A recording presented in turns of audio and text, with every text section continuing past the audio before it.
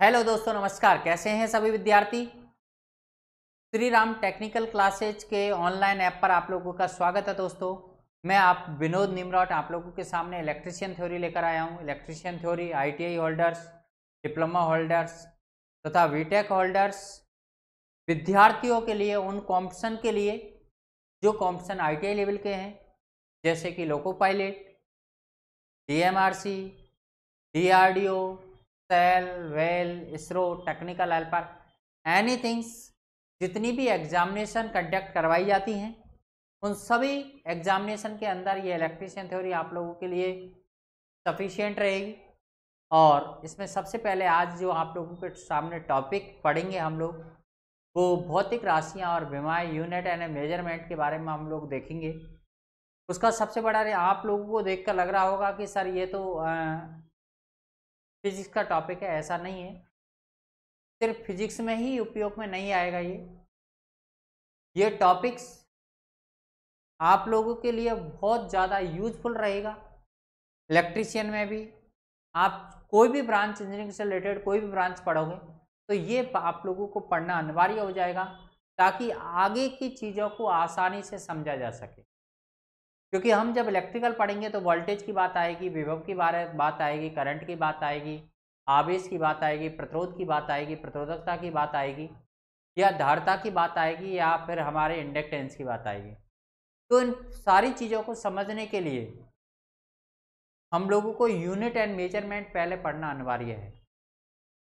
Unit and measurement क्या होता है, भौतिक राशियां और उनकी विमाएं कैसे पता की जाती हैं, इन सब के बारे में हम लोग पर चर्चा करेंगे इस क्लास के अंदर। सबसे पहले हम लोग बात करते हैं भौतिक राशियां किसे कहते हैं। भौतिक राशियां होती क्या है। हमारे आसपास जो एनवायरनमेंट रहता है, जो परिस्थितियां रहती हैं, जो अवस्थाएं रहती हैं, जो भौतिक अवस्थाएं होती हैं, जैसे कि किसी रूम की लंबाई, जैसे कि किसी रूम का क्षेत्रफल, जैसे कि किसी रूम का आयतन, जैसे कि मेरी लंबाई, जैसे कि मेरा द्रव्यमान, जैसे कि जो मैं बोल रहा हूँ उस साउंड की तीव्रता, ये सभी ऐसी राशियां हैं या ऐसी भौतिक राशियां हैं जिन्हें हम माप सकते हैं, जिन्हें हम महसूस कर सकते हैं, जिन्हें हम देख सकते हैं। इन्हें किन्हीं न किन्हीं मात्रकों के द्वारा प्रदर्शित किया जा सकता है, किन्हीं उपकरणों द्वारा मापा जा सकता है, किन मेजरिंग इंस्ट्रूमेंटों द्वारा मापा जा सकता है। इन सभी अवस्थाओं को जिन्हें देखा जा सकता है, महसूस किया जा सकता है या मापा जा सकता है, उन अवस्थाओं को कहा जाता है भौतिक अवस्थाएं। तो भौतिक अवस्थाओं के बारे में या भौतिक राशियों के बारे में हम लोग सबसे पहले परिचर्चा करेंगे आपके सामने। भौतिक राशियां क्या होती हैं दोस्तों। भौतिक राशियां होती क्या है, इनके बारे में परिचर्चा करने वाले हैं हम लोग। भौतिक राशियां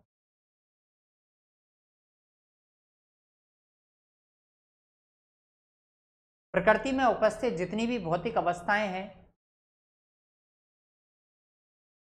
उनको मेजर करने के लिए, उन्हें प्रदर्शित करने के लिए जिन राशियों का प्रयोग किया जाता है, उन्हें ही भौतिक राशियां कहते हैं। प्रकृति में उपस्थित जितनी अवस्थाएं हैं या भौतिक अवस्थाएं हैं, उनको प्रदर्शित करने के लिए जिन राशियों का प्रयोग किया जाता है, उन्हें कहते हैं भौतिक राशि। तो यहाँ पर हम लोग लिख सकते हैं, प्रकृति में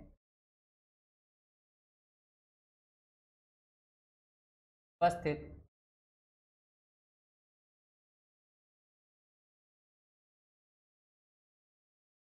भौतिक अवस्थाओं को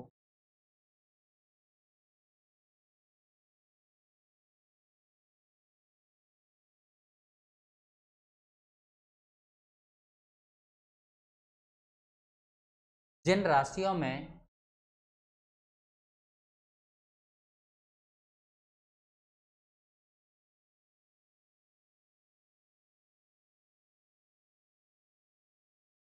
प्रदर्शित किया जाता है,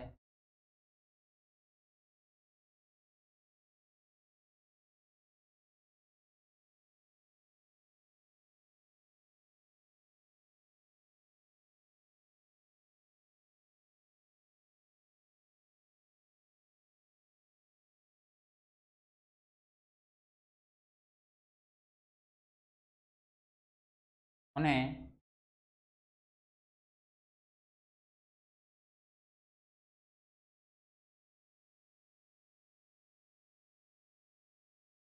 भौतिक राशियां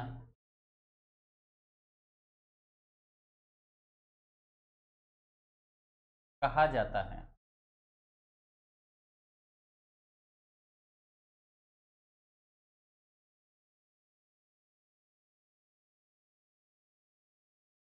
जैसे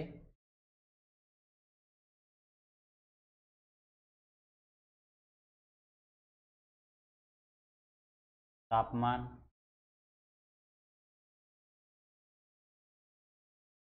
लंबाई,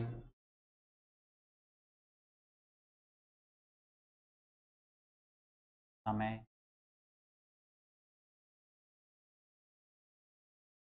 क्षेत्रफल,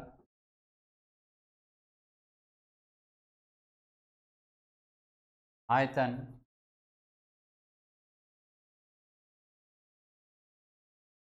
घनत्व,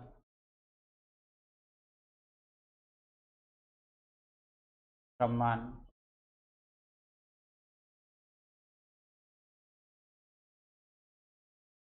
आदि भौतिक राशियों के अंतर्गत आती है। भौतिक राशियां, ये जितनी भी राशियां एक्स वाई जेड, मैंने कुछ एग्जाम्पल आप लोगों के सामने दिए हैं, बाकी का ऐसा नहीं है, सिर्फ यही है। जितनी भी राशियां हैं मैं बोल रहा हूं, तो ध्वनि की तीव्रता है, प्रकाश की तीव्रता है, विद्युत धारा है, वोल्टेज है, करंट है, सभी भौतिक राशियां हैं। इन राशियों को हमने अपनी सुविधा के अनुसार अलग अलग भागों में प्रदर्शित किया है, अलग अलग भागों में बांट दिया गया है। जैसे जैसे वैज्ञानिकों के ने नई नई राशियों की खोज की, या जैसे जैसे वैज्ञानिकों ने अपने तरीके से उसको समझाया, उन्हें अलग अलग भागों में डिवाइड कर दिया गया। इन भौतिक राशियों को मूलतः देखा जाए तो सबसे पहले दो भागों में डिवाइड किया गया, इनके उपयोग के आधार पर, इनकी उत्पत्ति के आधार पर। जो पहली राशि थी वो थी बेटा मूल राशि। क्या बेटा? मूल राशि। फर्स्ट अगर बात करते हैं हम लोग, पहली राशि क्या कहलाएगी बेटा? मूल राशि।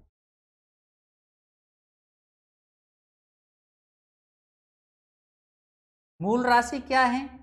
मूल राशि उन राशियों को कहा जाता है जो किसी अन्य राशि पर निर्भर नहीं करती, जिनका स्वतंत्र अस्तित्व होता है, या आप ये कह सकते हैं जिनसे मिलकर अन्य सभी राशियों का निर्माण होता है। मूल राशि किसी अन्य राशि पर निर्भर नहीं करती। जैसे कि मैं एग्जाम्पल के तौर पर बात करता हूं, मेरी लंबाई, मेरी लंबाई किसी अन्य राशि पर निर्भर नहीं कर रही। मैं कितना चौड़ा हूं इसके ऊपर मेरी लंबाई डिपेंड नहीं कर रही है। लेकिन जैसे मैं बात करता हूं मेरा द्रव्यमान, तो मेरा द्रव्यमान भी किसी अन्य राशि के ऊपर निर्भर नहीं करता है। लेकिन जब मैं बात करता हूं मेरा भार, तो भार डिपेंड करता है मेरे द्रव्यमान के ऊपर भी और पृथ्वी के ग्रेविटी एक्सीलेशन यानी गुरुत्वीय त्वरण के ऊपर भी। मैं इस रूम की लंबाई की बात करता हूं जिसके अंदर मैं खड़ा हुआ हूं, तो लंबाई किसी चीज के ऊपर निर्भर नहीं करती। लेकिन मैं बात करता हूं क्षेत्रफल की, तो दो बातों के ऊपर डिपेंड करता है, लंबाई के ऊपर भी और चौड़ाई के ऊपर। मैं आयतन की बात करता हूं तो लंबाई, चौड़ाई और ऊंचाई के ऊपर निर्भर। मैं दूरी की बात करता हूं, मैं लंबाई की बात करता हूं, वो किसी अन्य राशि के ऊपर डिपेंड नहीं करती। लेकिन मैं वेग की बात करता हूं, मैं चाल की बात करता हूं, तो वो दो या दो से अधिक राशियों से या मूल राशियों से मिलकर बनी होती।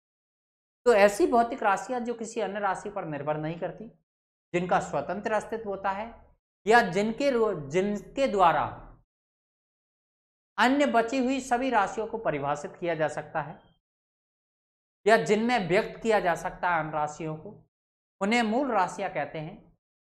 वो आपके ऊपर डिपेंड करेगा कि आप इसको किस तरीके से समझना चाह रहे हैं।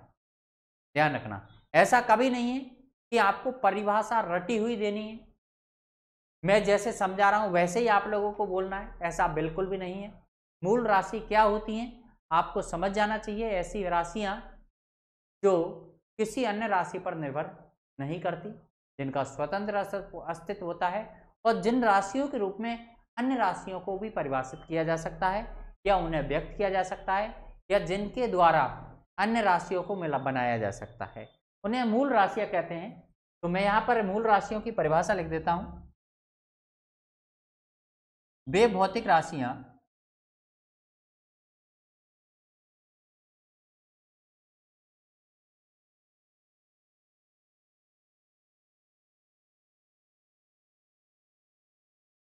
जो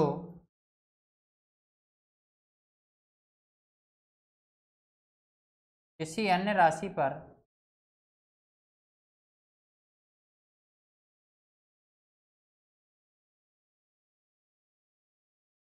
निर्भर नहीं करती,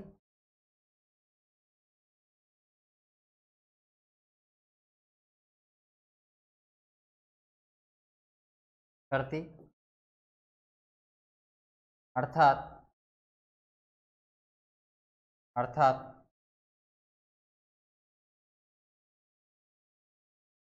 जिनका स्वतंत्र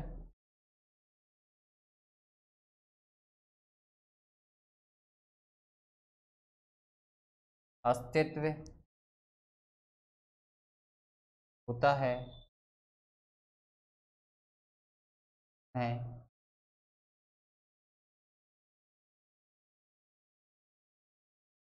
मूल राशि कहा जाता है।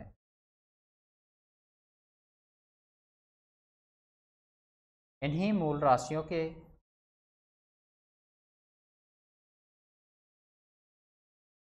द्वारा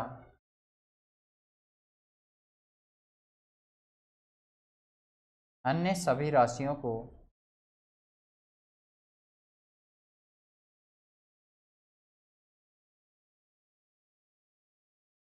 दर्शाया जा सकता है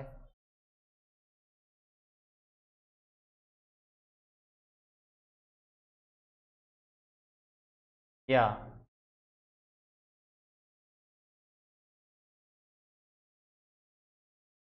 बनाया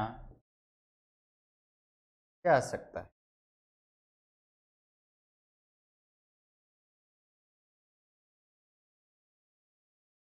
ध्यान रखना, इन्हीं राशियों से अन्य राशियों को बनाया जा सकता है या इनके रूप में समझाया जा सकता है। इन्हें कहते हैं हम लोग मूल राशि।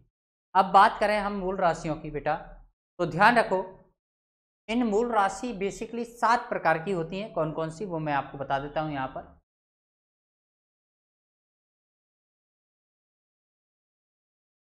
मूल राशियां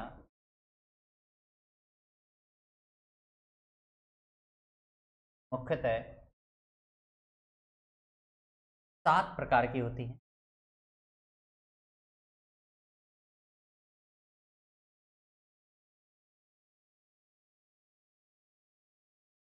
अर्थात आप ये कह सकते हैं कि 7 राशियों को मूल राशियों के अंतर्गत रखा गया। 7 राशियों को मूल राशियों के अंतर्गत रखा गया। जैसे कि बताओ बेटा, पहला है तापमान, जिसको हम केल्विन में मेजर करते हैं। दूसरा है विद्युत धारा, जिसको हम एम्पियर में मेजर करते हैं। तीसरा है ज्योति तीव्रता,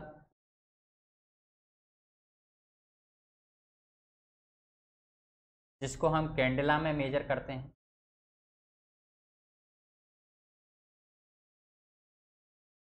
अगला है द्रव्यमान, जिसको आप केजी में व्यक्त करते हो। अगला है पदार्थ का परिमाण,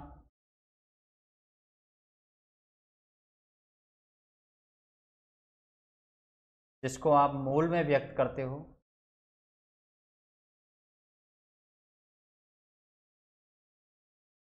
समय, जिसको सेकंड में मेजर करते हो। और लंबाई, जिसे आप लोग किस में मेजर करते हो बेटा, मीटर में। ये बेसिकली 7 मूल राशियां हैं जो किसी अन्य राशि पर निर्भर नहीं करती। ये एक ऐसी मूल राशियां हैं जिनका खुद का स्वतंत्र अस्तित्व होता है, जो किसी अन्य राशि पर निर्भर नहीं करती हैं। इसीलिए इन्हें मूल राशि कहा जाता है। तापमान, विद्युत धारा, ज्योति तीव्रता, द्रव्यमान, पदार्थ का परिमाण और समय और लंबाई, ये 7 प्रकार की मूल राशियां हैं। इन 7 से मिलकर अन्य सभी राशियों का निर्माण हो सकता है। या इन राशियों का नॉलेज होगा तभी आप बीमाएँ निकाल पाओगे। ध्यान रखना इस चीज़ का। ध्यान रखो, मैं आपको एक तरीका और बता देता हूँ इसको याद रखने का। और हालाँकि मैं इन चीज़ों पर विश्वास नहीं करता हूँ, फिर भी आप लोगों को नहीं आए उससे बेटर ये है कि कुछ तो आए। तो इसलिए मैं आपको एक शॉर्ट तरीका बता देता हूँ जिससे आप लोगों को नहीं फ्रेंड्सली याद रख सकते हो। ताबीज। ताबीज जानते होंगे आप लोग क्या होता है ताबीज। दे मसल। क्या नहीं जानते ताबीज हैं? गले में बांधने का होता है ताबीज। दे मसल। ताबीज दे मसल। ध्यान रखना चाहिए। ता का मतलब होता है बेटा तापमान। वै का मतलब होता है विद्युत धारा।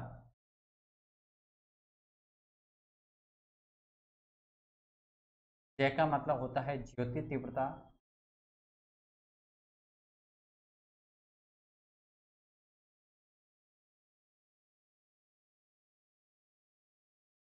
तय का मतलब होता है द्रव्यमान। और मैं का मतलब होता है पदार्थ का परिमाण यानी मोल।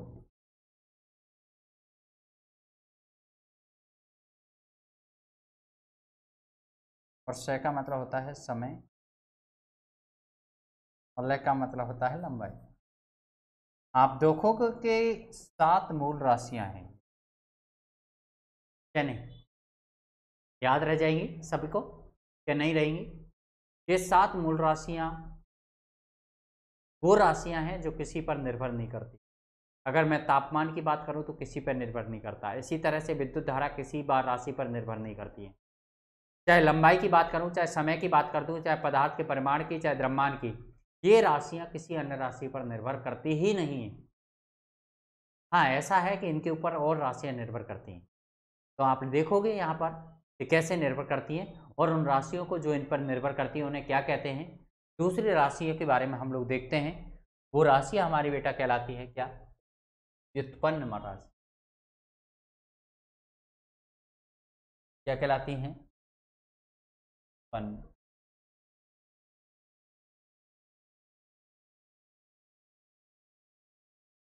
नाम से पता लग रहा है व्युत्पन्न। व्युत्पन्न मतलब कि उत्पन्न हुई राशि। किससे उत्पन्न हुई है?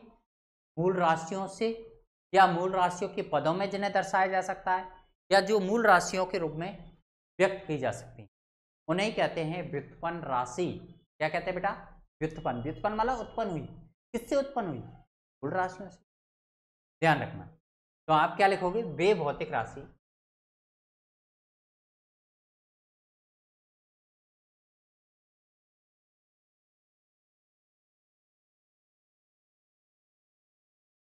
जो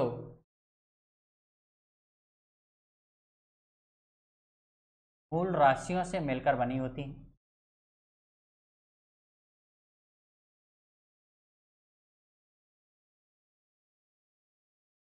मिलकर बनी होती, या जिन्हें मूल राशियों के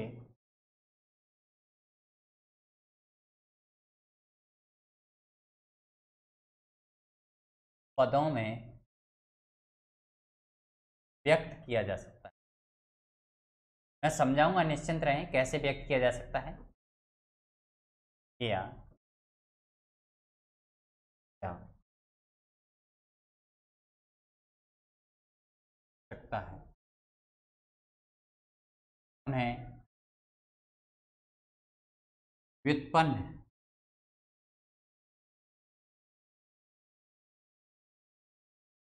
राशि कहा जाता है। ध्यान रखो, ये मूल राशियों से मिलकर बनी होती हैं, या इन्हें मूल राशियों के पदों में व्यक्त किया जा सकता है, या मूल राशियों के रूप में इन्हें परिभाषित किया जा सकता है। इन्हें ही कहते हैं व्युत्पन्न राशि। व्युत्पन्न नाम से पता, व्युत्पन्न मतलब उत्पन्न होने वाली राशि। जैसे कि एग्जाम्पल के तौर पर मैं बात करूं,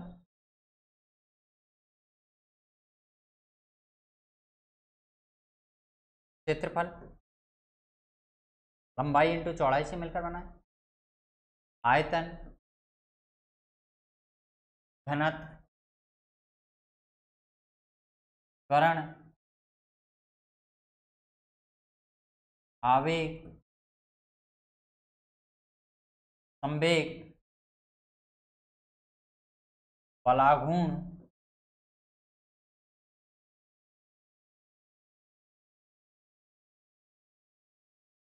वेग,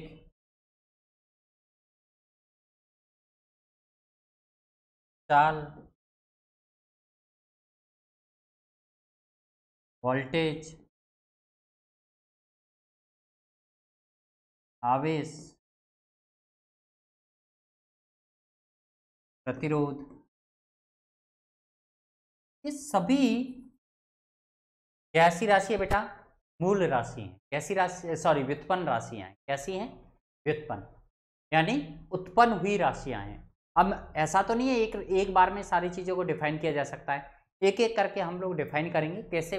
जैसे एग्जाम्पल के तौर पर एक दो उदाहरण मैं अभी दे देता हूँ, बाकी का इन राशियों के बारे में पढ़ने के बाद हम लोग इनकी जब विमाएँ बनाएंगे तो मैं अच्छी तरीके से आप लोगों को डिफाइन करूँगा कि इन्हें व्युत्पन्न राशि क्यों कहते हैं और कौन कौन सी मूल राशियों से मिलकर ये बनी है। लेकिन ध्यान रखना, कुछ राशियाँ ऐसी थी जो इन राशियों से मिलकर नहीं बन पाई, ध्यान रखो इस चीज़। इनके अलावा भी कुछ राशियां ऐसी थी जो इन मूल राशियों में व्यक्त नहीं की जा सकी या मूल राशियों से मिलकर नहीं बन सकी। उन राशियों को नाम दिया गया बेटा क्या? पूरक राशि। क्या नाम दिया गया? पूरक राशि।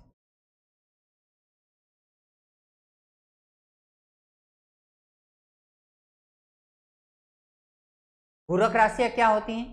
ऐसी भौतिक राशियां जो मूल राशियों में व्यक्त नहीं की जा सकती या जो मूल राशियों से मिलकर नहीं बनती हैं, उन्हें हम कहते हैं पूरक राशियां। कुछ देखो, साइंस ने जैसे जैसे तरक्की की, नई नई राशियों की खोज हुई, हो सकता है मे बी पॉसिबल और भी तरह की राशियों की इन फ्यूचर खोज हो जाए। एक तो मूल राशि, जो 7 मूल राशियां थी उनसे मिलकर जो बन सकती थी उन्हें कहा व्युत्पन्न राशि, और ये राशियां मूल राशियों में पूर्णतः परिभाषित नहीं की जा सकी, इसीलिए इन्हें कहा गया पूरक राशि। तो आप लिख सकते हैं वे भौतिक राशियां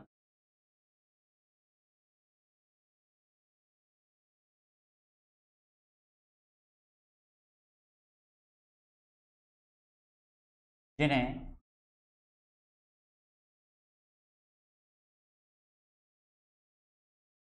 मूल राशियों में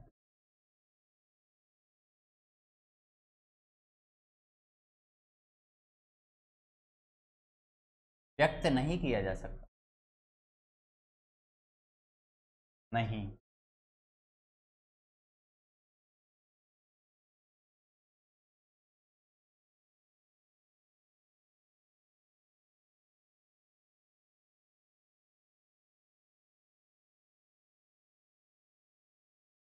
पूरक राशियां कहा जाता है।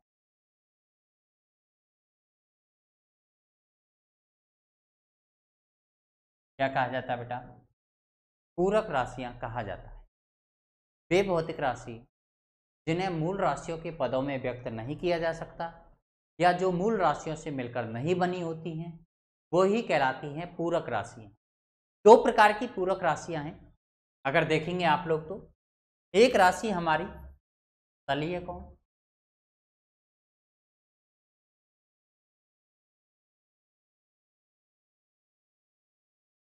प्लेन एंगल जिसे हम लोग कहते हैं।